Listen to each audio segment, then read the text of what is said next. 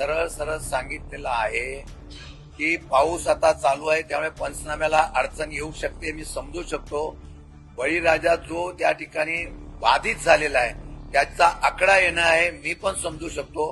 परंतु माझं आजही म्हणणं आहे की आपण नुकसान भरपाई काय देणार, पंचनाम्यामध्ये तर आकडे येतील, पण नुकसान भरपाई काय देणार हे जाहीर करणं फार गरजेचं आहे. कारण दुर्दैवाने काही 2 दिवसामध्ये अपेक्षा मिळत नाही म्हटल्यानंतर आत्महत्या वाढलेल्या आहेत.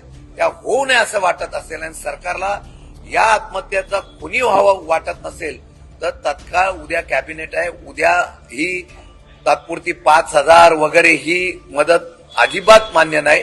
तत्काळ मदत जाहीर करावी आणि त्यानंतर अजून वाढीव काय देणार असा केंद्र राज्य सरकारतून तर तशा पद्धतीने द्यावी अशी आमची अपेक्षा आहे.